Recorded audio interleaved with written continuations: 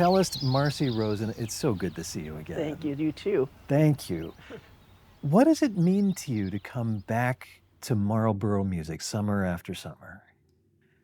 Well, it's my home, and I grew up here, and I feel I feel like it's just part of who I am, and part of who I am as a musician was created here.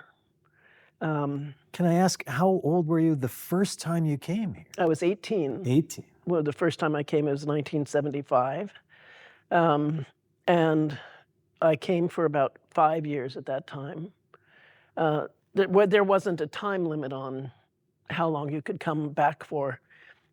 So I was here for formative years and played, and was influenced by and learned from amazing, amazing people: Felix Gallimere, Mr. Serkin, Mr. Horzowski, Philip Nagely, Pina Carmarelli.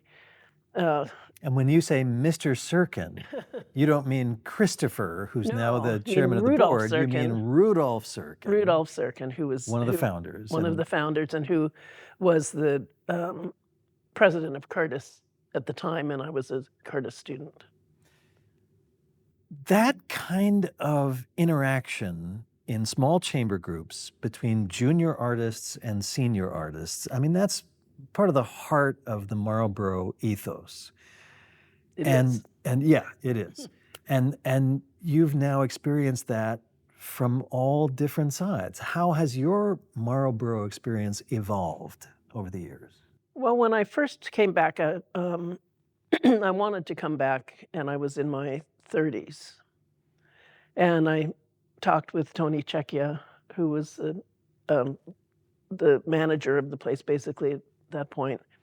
And I said that I wanted to give back to Marlboro what I had been given, and to hand over the influence of the people that had inspired me as a young musician, and to keep that legacy alive. That's why I came back, was to be able to pass it on, basically. Because the generation of people that I was privileged enough to work with here is not a generation of people that exists every generation. So the people who were in contact with Schoenberg and Webern and Ravel, they knew them, actually, and worked with them. So I'm the next best thing.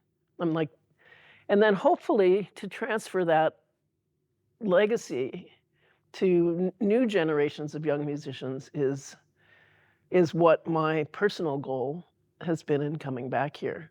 And of course, the older I get and the younger they are, the less sort of real strings are attached to that. It becomes harder and harder to pass it on, but I still try to do that. Yeah. And so that's why I'm here.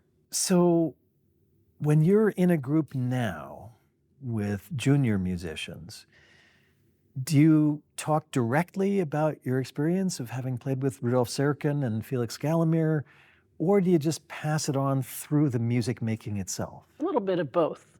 So I do try to at least mention names and try to convey some of the spirit that they instilled in me. And then the working situation is, I would say, different now, because the participants are not quite as young and inexperienced as I was when I first came here.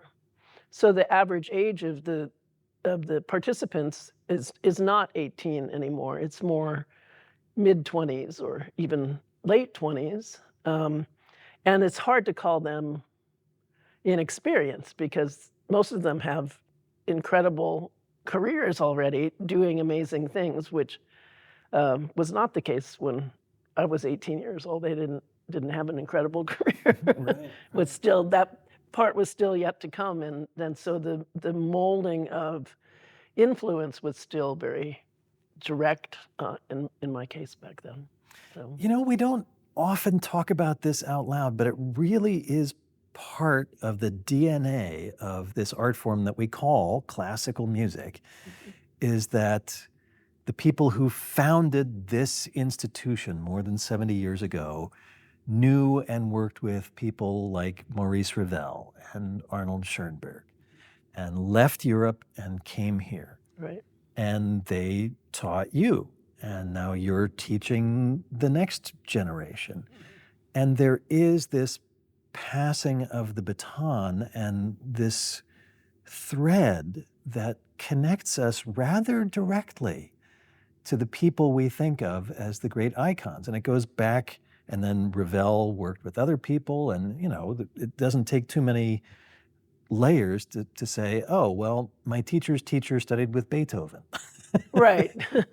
Yeah. And there is this thread that connects us all over the years, and kind of here at Marlboro, that it's like the time gets folded over on itself, and we're all kind of here together, and the spirits of those past are with us here Right. in this rehearsal room. And that's true, and I think that that's one of the incredible things.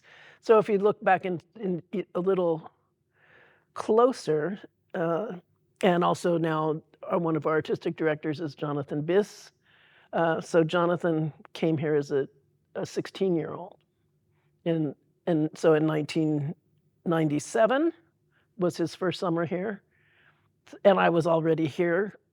So I had known his parents from the 70s, and then here's Jonathan, and so I worked with him, and we played together a lot of times during his growing up stages here, and we played Ravel Trio. That was the first piece we played together, and he was 16. So and now he's artistic director. He's evolved to the place where his weightiness as a musician and his leadership skills are such that he's the artistic director of Marlboro, which at the age of 16, that certainly wasn't like a goal of his, I don't Right.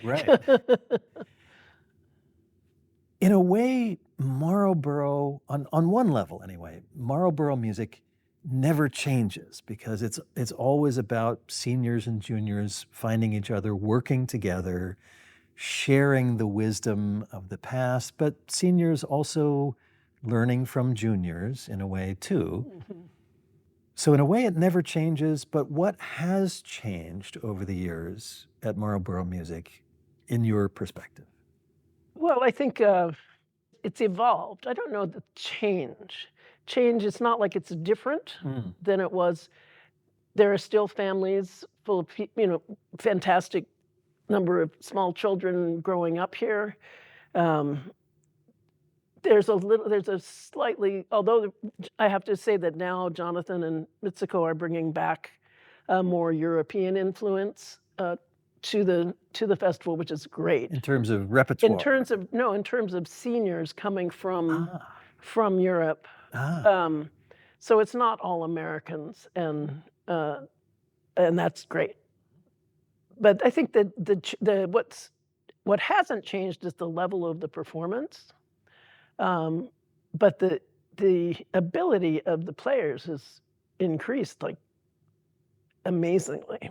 I mean, the sheer technical level that everybody plays on, not to mention the musical level it's astounding and just kind of mind-blowing. So for me, the opportunity to work with these people is nothing short of inspiring, Yeah. because it keeps me motivated to continue to improve.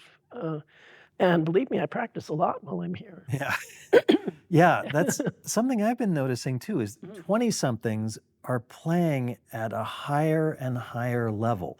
The level of technical facility, but even the level of musical maturity that some 20-year-olds, 22, 24, 26-year-olds are bringing. Yeah. It just didn't used to happen. No. Yeah. And now it's a thing. Yeah, absolutely, and it's when listening to the concerts or working with them in rehearsals, the ideas that come out of their process and seeing their process is different. So it's a little different than like when I played in a group with Felix Galamir or Izzy Cohen, or Sasha Schneider, where basically they told me what to do, Right. and I learned from that. Yeah. But that's not what happens now.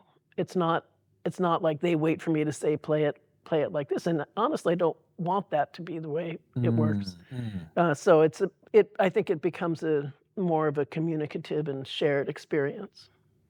In a way, this is an extremely cosmopolitan place. There are people from all over the world who gather here on this hilltop in Marlboro, Vermont, but we're kind of in the middle of nowhere. We're definitely in the middle of You, nowhere. you drive up a partly unpaved road and you're surrounded by forests and mountains.